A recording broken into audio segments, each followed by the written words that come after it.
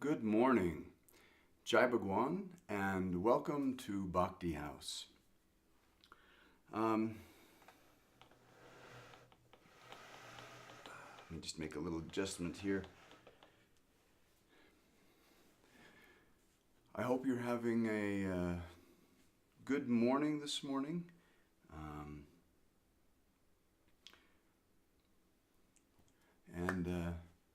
Let's begin with the Asatoma prayer.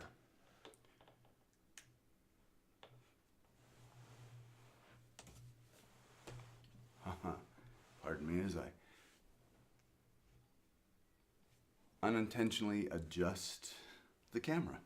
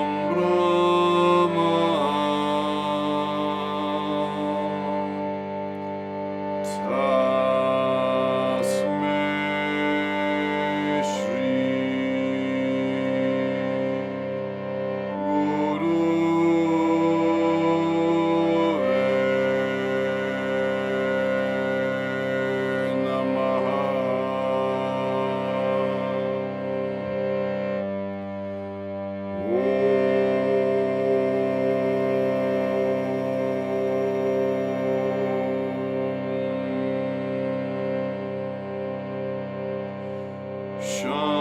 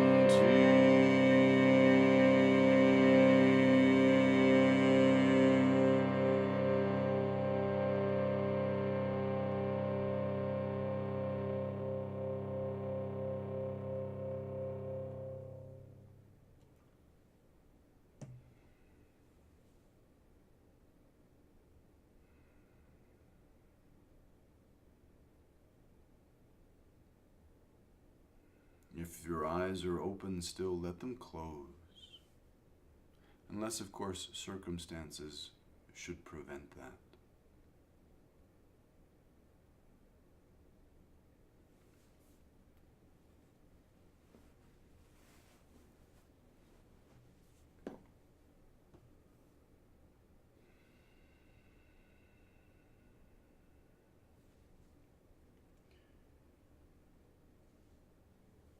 Inhale and bring the hands to prayer position.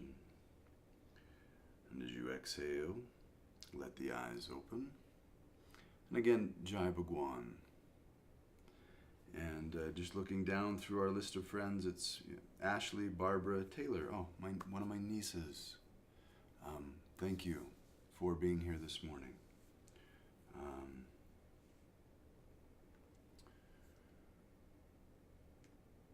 So we've been studying in the Yoga Sutras, using specifically Swami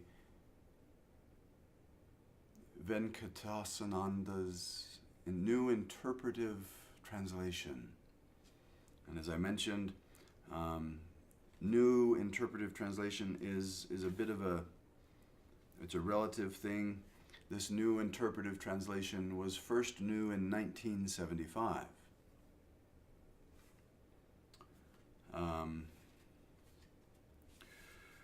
But as I read this, the first day, what was that, Monday maybe? Monday or Tuesday? Monday morning.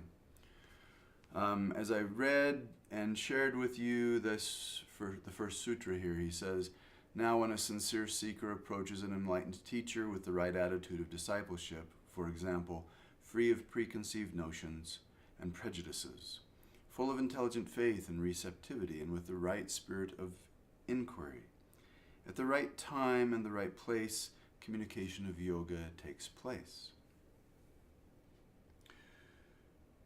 In the beginning, I focused on the qualities of the seeker.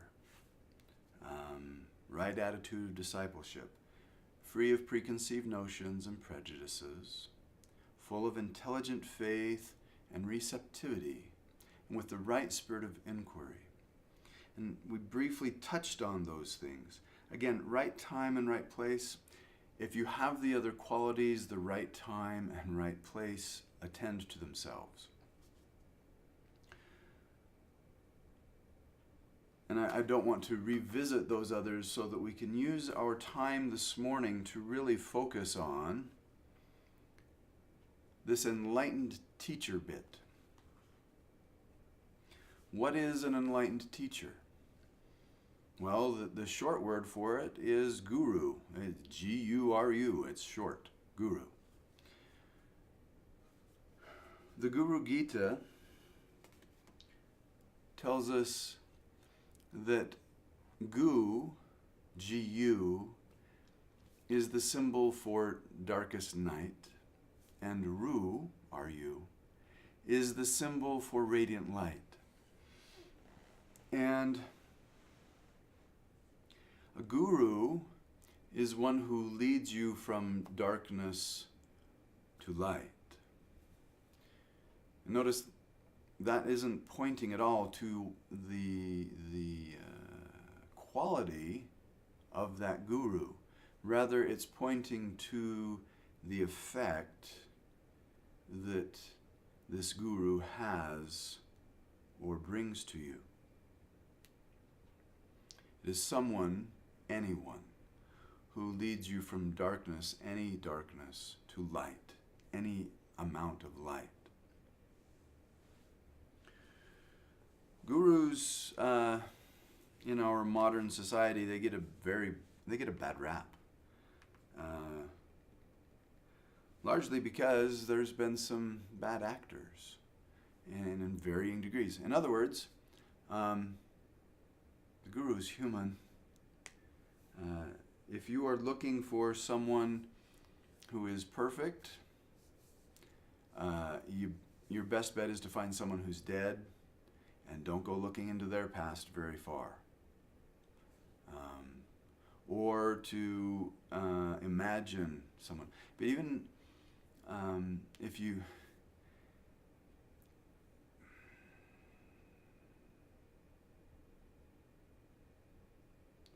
we're human, and we have this propensity for making other people wrong, no matter what they've done.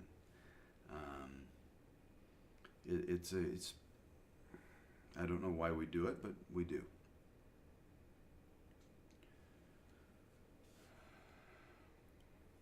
So some time ago, well, I may have to do this from memory.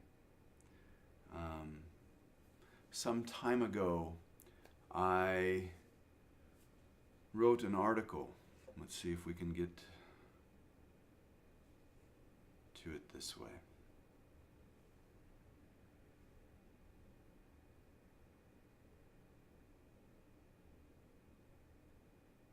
Sure enough. Technology. It does exactly what you want it to until it doesn't. And then it just kind of leaves you hanging. So on the Bhakti House website, if you go to bhaktihouse.us, there's a blog. It has 3 or 4 entries is all. And I wrote a little article there titled Guru.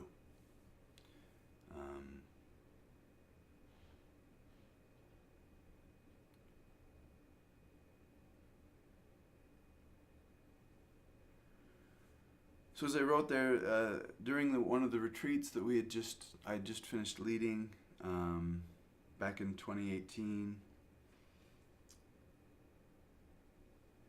someone asked about gurus. There was a couple of questions that came up about gurus. I make no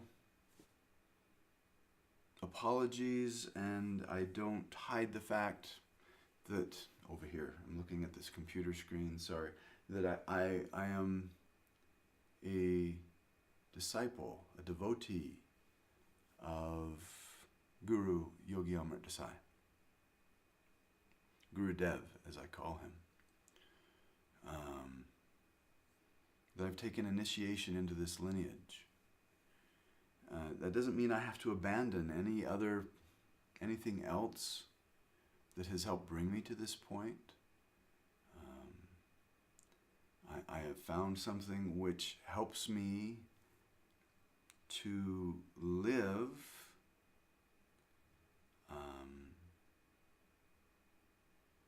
the life of a disciple that had always been trying to live. I was born into a long line of faithful Mormons. I still hold that faith dear, and I'm not going to get into that right now because that's not the focus this morning.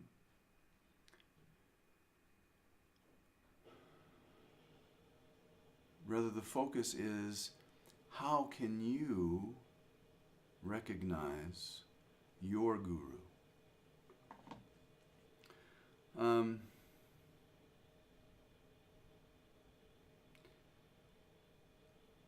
I have one student, you have to be careful what you say. I have one student who wrote me a letter. I'm just kidding about being careful what you say. And at the top of the letter, and I don't have the letter with me at the moment, it's upstairs, and I don't remember the things I say very well, because I hear myself say a lot of things. But there is a quote from me where I said, essentially that Gurudev had nothing to do. It wasn't his choice as to whether or not, he may not have had nothing to do with it, but it wasn't his choice whether or not I took him as a guru or not. He had no idea I had made that decision and had taken him on as my guru until I made it publicly known 2 years later. He may have had some idea about it, but we had never talked about it. I called him Gurudev, but so did everyone else, whether they knew him or not. What is it that caused me to know this man was my guru and to take him on as my guru? Well, let me tell you about my relationship with Gurudev. It started in 2004. I was writing a blog. Someone said, hey, have you studied with Yogi Amrit Desai? The way you write sounds like the way he teaches. When did you study with him? I said, I don't even know who that is. And I saw an article in Yoga Journal, or an advertisement in Yoga Journal, had a picture of Gurudev, and he was saying, come do the teacher training. That was my first introduction to this man. And so I started to do some research. I wanted to know who this was. So I started doing some digging. I found some old pictures of him. I was like, okay, I don't know about this. This looks kind of, well, let's be blunt. It looks kind of cultish.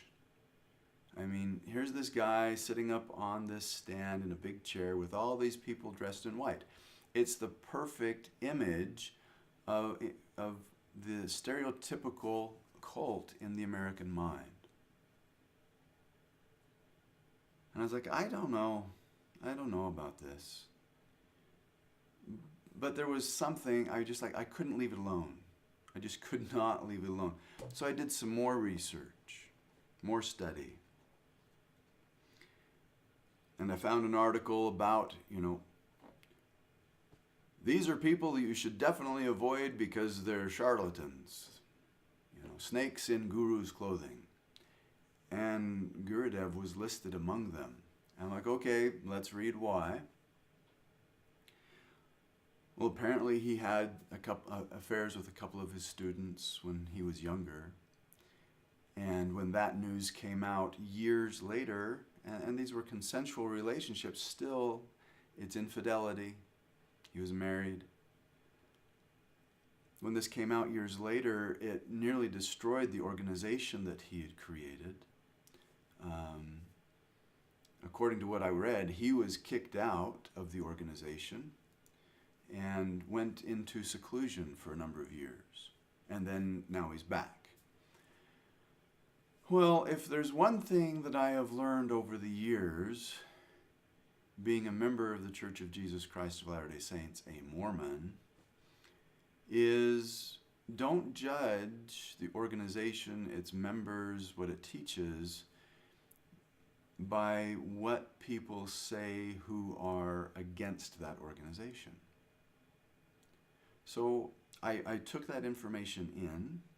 I'm like, there's probably facts here. But I'm going to investigate the facts myself. And I couldn't find a whole lot. So I'm like, okay, well, I still somehow feel drawn to this, and so I looked up the website, the Amrit Yoga Institute's website, and I'm like, okay, this is a nice looking place, happy looking people. You're not going to put ugly pictures and ugly pictures of sad people on your website. So of course I'm like, okay, now I'm getting the shiny side of things. And I know that the truth is probably somewhere in between. I'm like, okay, I'm not going to worry about this right now. I don't have the money to go anyway, so I'm not going to worry right now. I'll just let it sit.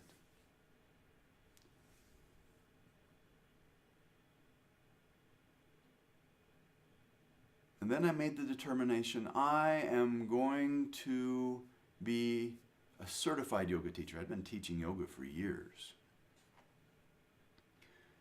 And I made that determination in November of 2008, and I started to save money. I knew it was going to take me a couple of years to save the money. 2 months later, there was $5,000 in the bank account. This is right after Christmas. That shouldn't have been there. Or at least according to my calculations, shouldn't have been there. I was concerned, were we going to lose the house? All of these things, everything was fine. And thing after thing after thing after thing after thing effortlessly lined up, year after year after year after year. It's still happening today. For me to be able to be involved with this man in the capacity that I am, and to be able to apply and follow these teachings that he's given. So that's one part of it. Does life just seem to put you in front of this person? Does this person, one way or another, keep showing up in your life? So that's kind of the first little clue. Life is orchestrating you and this person to come together. But that's not exceptionally reliable, right? That can happen in a whole bunch of different circumstances and for a whole bunch of different reasons.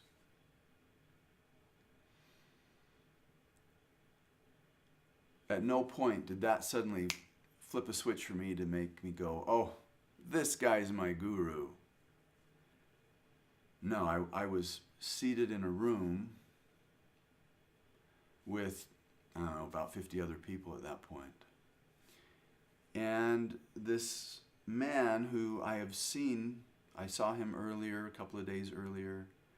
I heard his voice. We had a 2-sentence conversation. He said 2 sentences, I guess a 3-sentence conversation. He asked a question. I gave a simple answer, yes, I'm in. He gave a simple reply. That was it.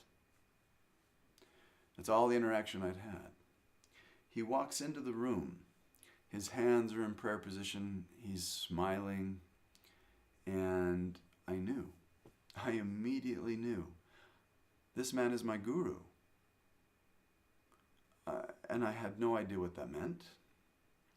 I had no idea why. It was just immediate. This man is my guru. There were other people in that room who did not have that experience, that years later still have not had that experience. Why? It's the same man. But it's not the same personality over here. They were brought to the same place. I have had students, that's the student who wrote the letter being one of them, who have said, Ramdas, you are my guru. There have been other people in the same room at the same time who have not had that same experience. Does that make one of them right and one of them wrong? Does it make me right and other people wrong with Gurudev? Or am I the one that's wrong? No. The person, your guru, is someone who speaks to you. Someone that you can have trust and faith in. Someone who, when you're with them, lifts you to be your best self.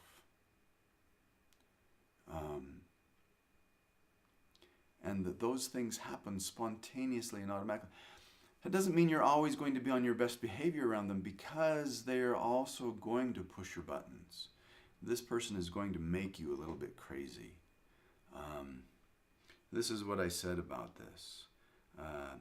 How do I recognize my guru? First, does practicing what you are learning on your own create stillness within you? If yes, keep digging. If no, dig a bit further to check, and if still no, walk away. So what does that mean? Does it mean, well, I guess I explain it in the next paragraph. It means, are you dependent on the person who is teaching, or can you reproduce that stillness following what you've been taught? If you are dependent on the person for the stillness, you need to get out of there. Not because they're not because they might be trying to manipulate you or whatever, although that's a very real possibility.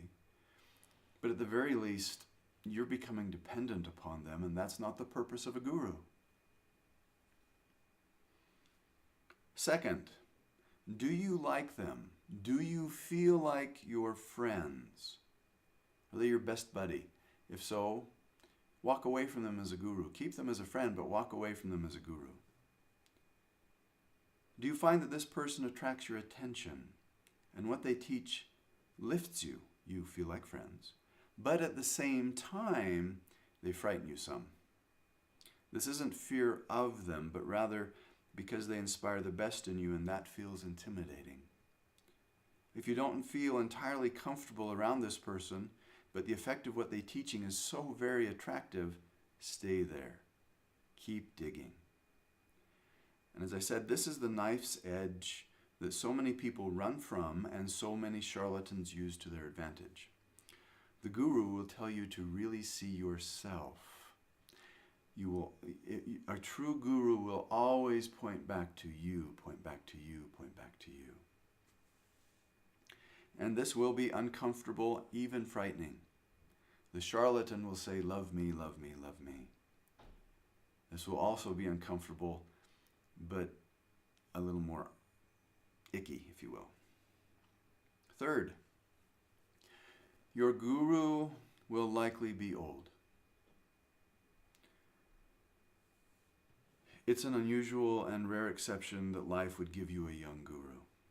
If you find yourself attracted to a young guru, it may well be the wrong kind of attraction. As I view some of the pictures of Gurudev in his young years, with all the adulation and adoration that he received, I feel bad. I mean, at the same time, I don't, because I've benefited from that. But at the same time, I mean, he was put up on a pedestal, and to be quite honest about it, somewhat encouraged the pedestal.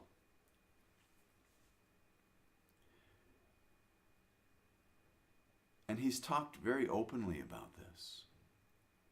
And it's very hard. That's one of the hardest trials a person can be put through, is to be put up on a pedestal, because it's easy for us to start to believe that about ourselves.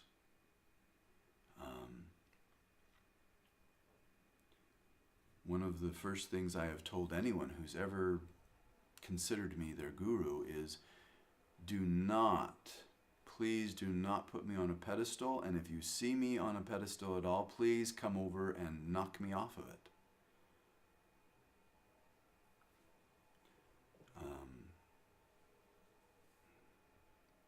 So again, speaking about age, old is a relative thing. When I was 15, my father seemed ancient. He was 36, but now 36 seems young. There are no shortcuts on the spiritual path. A young guru has not faced life's challenges with steadiness simply because life's challenges haven't arrived. You want somebody who's got scars. Your guru, oh, there it is. Finally, your guru will have scars. Your guru will have a checkered or troubled past. One of the great Buddhist teachers, Ashoka, was responsible for the deaths of over 200,000 people.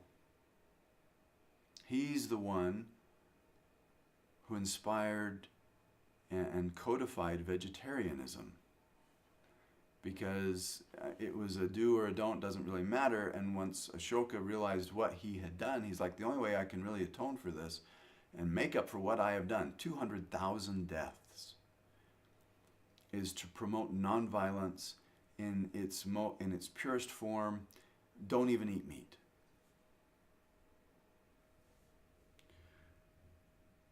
My guru's guru was so despondent, he was planning suicide. My guru, as I just mentioned, had affairs with 2 students. One of the dangers of, and for young gurus, back in the 70s. He, Yogi Desai, could have fought for control of the board that was trying to oust him in the 90s. He had control. He could have fired all of the rest of the board. Instead, he fired the legal team and let the board take everything from him with his blessing. Ask your guru about their past. If they refuse to tell you about it or it's a taboo subject, run, don't walk. And for those of you who may wonder about my own past, suicide, 3 suicide attempts, 30 years of depression. But the most painful scar, and you can read this, it's online, is best described in the words of one of my sons, my oldest. Most kids were afraid of the monsters under their bed. I never was, because you were the monster. When he has said this, which isn't often, he immediately throws his arms around me and whispers, "But not now, Dad. I love you, Dad." Charlatans will say, "I can heal you. I am what you need." A guru will say, "I have been where you are. I can give you a map to where I am, but you have to walk the path yourself. I can encourage you, but I cannot do it for you. You are the source of your own strength."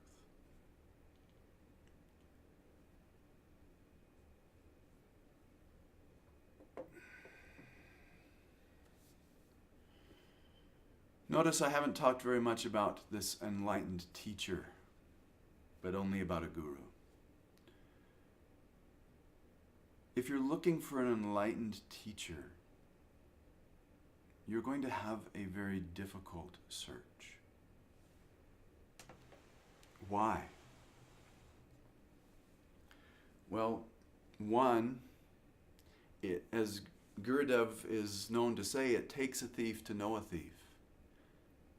The only way you're going to guaranteed know that one over there, that one, enlightened, is because you're seeing what's already over here. It takes a thief to catch a thief.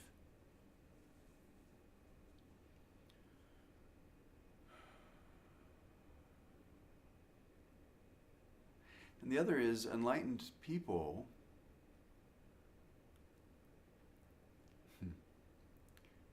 is a misconception. It is a misconception to believe that there are enlightened people and unenlightened people. Partly because you believe you are over here in this camp of unenlightened people. Therefore, you are searching for an enlightened teacher.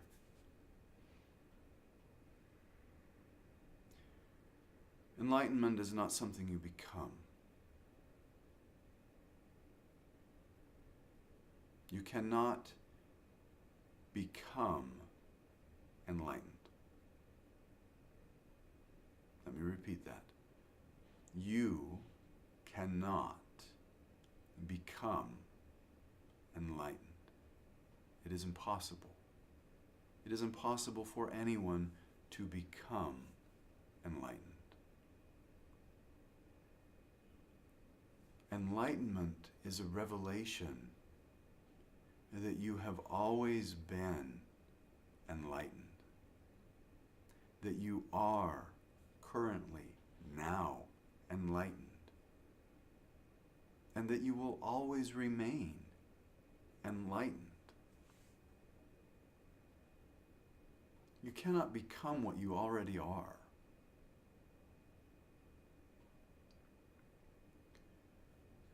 Babaji says that he asked the question, who is a self-possessed person?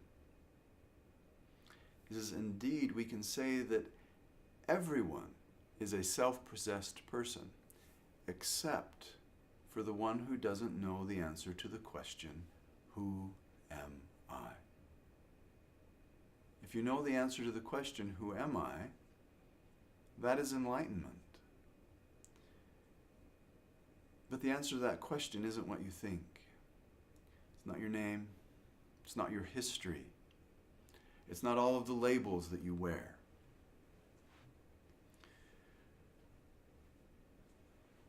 Yoga is the tool that helps reveal the answer to that question, who am I?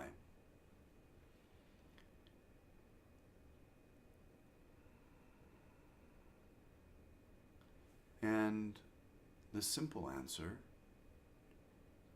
is that you are that. You are the self. You are the divine. You are infinite. Do you feel enlightened? It's not a matter of knowing as in, quick, give me the answer so I can write it down. It's a matter of you having investigated it so thoroughly that you can never leave that answer. It's not an answer you have to think about. It is an answer that you live in and live as every moment of life. How are you going to find someone who's living like that? They don't have a tattoo on their forehead that blinks enlightened, enlightened, enlightened. They don't have light shining out of their crown chakra or out of their root. Can you imagine?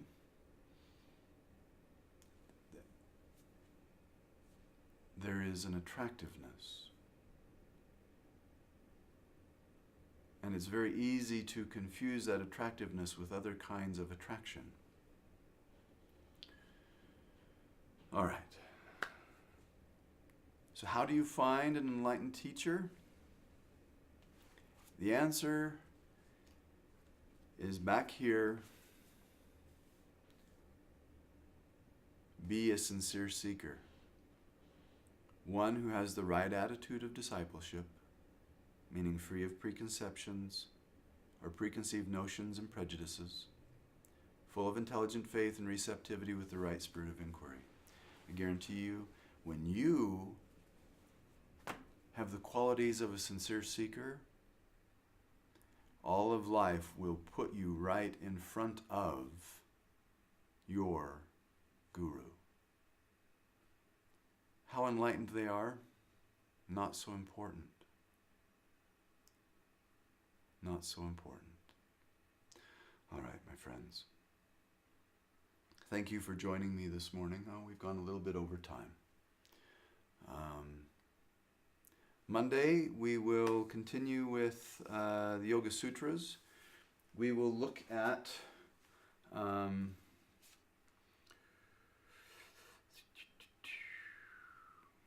the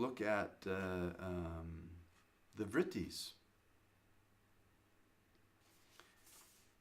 Looks like that will be Yoga Sutra 7.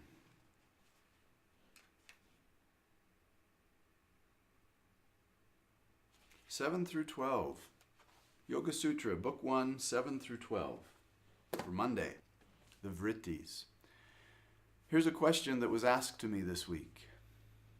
The vrittis are right knowledge, wrong knowledge, imagination, sleep, and memory. Where do emotions fall within those 5 vrittis? Or do they not count because there's something different? We'll talk about that on Monday. Just that's something for you to ponder over the weekend. All right, let's bring our time together this morning to a close by chanting one sound of Om. Let's take a breath in. Om.